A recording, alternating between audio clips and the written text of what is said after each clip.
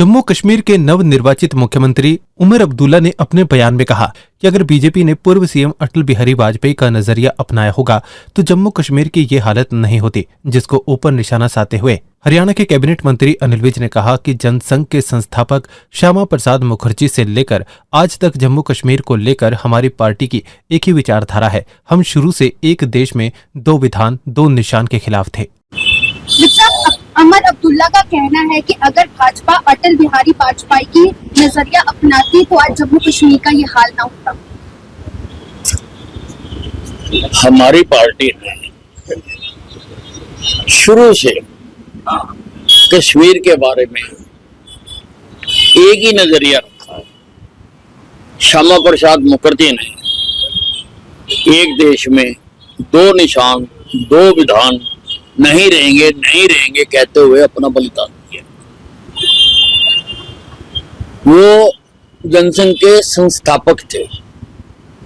उसके बाद से लेकर आज तक नेता बदलते रहे, लेकिन पार्टी का नजरिया वही है कि कश्मीर पूरी तरह से हिंदुस्तान का हिस्सा है और इसी विचारधारा को अमली जामा पहनाने के लिए आदरणीय प्रधानमंत्री नरेंद्र मोदी जी ने कश्मीर से धारा 370 को खत्म किया है।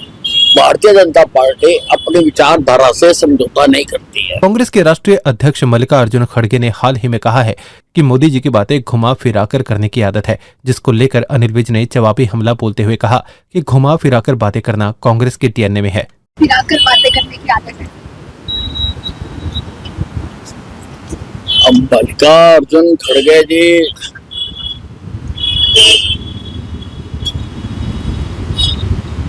किस आधार पर कह रहे हैं कि घुमा फिरा के बातें करने की आदत है? मोदी जी की हर बात सीधी स्पष्ट और सबको समझ आने वाली होती है। घुमा फिरा के बातें तो कांग्रेस करती है। कांग्रेस कहती कुछ और है, करती कुछ और है। अब आप हिमाचल का उदाहरण ले लो। कांग्रेस ने जब वहां चुनाव हुए कई चीजें मुफ्त बांटने का वादा किया, लेकिन आज वो तनख्वाहें तक नहीं दे पा रहे हैं। और एक तरफ प्रधानमंत्री नरेंद्र मोदी जी सारे देश के लिए उन्होंने शौचालय बनवाए और दूसरी तरफ हिमाचल की सरकार शौचालयों पर भी टैक्स लगा के उनसे भी कमाई करना चाहती है। ये अंतर है दोनों में, भारतीय जनता पार्टी और कांग्रेस। नेता प्रतिपक्ष राहुल गांधी ने कहा कि मैंने संसद में कांग्रेस पार्टी की ओर से प्रतिबद्धता जताई है कि हम एक राष्ट्रीय जनगणना करेंगे और हम 50% आरक्षण की बाधा को खत्म कर देंगे, जिस पर विजय ने निशाना साधा। सोच रहे हैं कि प्रधानमंत्री नरेंद्र मोदी सार्वजनिक रूप से ये क्यों नहीं कह देते कि वह भारतीय समाज में भेदभाव के विचारों को चुनौती देना चाहते हैं? भेदभाव की सारी जो फिलॉसफी है वो तो कांग्रेस के पास है। पहले भेदभाव करके हिंदुस्तान का बंटवारा करा दिया धर्म के आधार के ऊपर, हिंदू मुसलमान के आधार के ऊपर।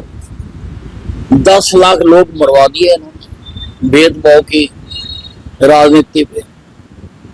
आजादी की लड़ाई में कहीं नहीं लिखा हुआ था कि देश का बंटवारा होगा। देश के सारे हिस्से मिलकर लड़े देश की आजादी के लिए, लेकिन इन्होंने भेदभाव इनके मन में है, इन्होंने पाकिस्तान बनवा दिया। भेदभाव के आधार पर इन्होंने सिखों का कत्लेआम करवाया। लगभग 3-3.5 हजार निर्दोष सिखों को मरवाया और फिर उसको जस्टिफाई किया। राहुल गांधी जी के पिताजी ने, राजीव गांधी जी ने ये कहा था कि अगर कोई बड़ा पेड़ गिरता है तो धरती हिलती है।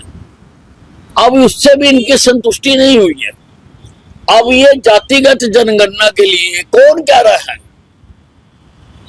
कांग्रेस कह रही है, राहुल गांधी कह रहा है।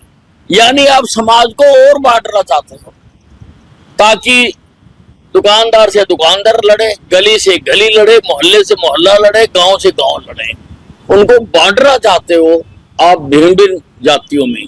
हम भारतीय बन के क्यों नहीं रह सकते? हम हिंदुस्तानी बन के क्यों नहीं रह सकते? तो बांटने का काम, बांटने की पीएचडी तो राहुल गांधी जी ने की हुई है और वो अपना ये बांटने की दुकान को बंद कर। राहुल गांधी ने कहा कि मैं अभी भी सोच रहा हूं कि देश के प्रधानमंत्री नरेंद्र मोदी ने सार्वजनिक रूप से ये क्यों नहीं कहा कि वह भारतीय समाज में भेदभाव के विचार को चुनौती देना चाहते हैं, जिसको लेकर पलटवार करते हुए कैबिनेट मंत्री अनिल विज ने कहा कि भेदभाव की सारी फिलॉसफी कांग्रेस के पास है। कांग्रेस ने ही धर्म के आधार पर देश का बंटवारा करवाकर पाकिस्तान बनवाया था, जिसमें 10 लाख लोग मारे गए थे।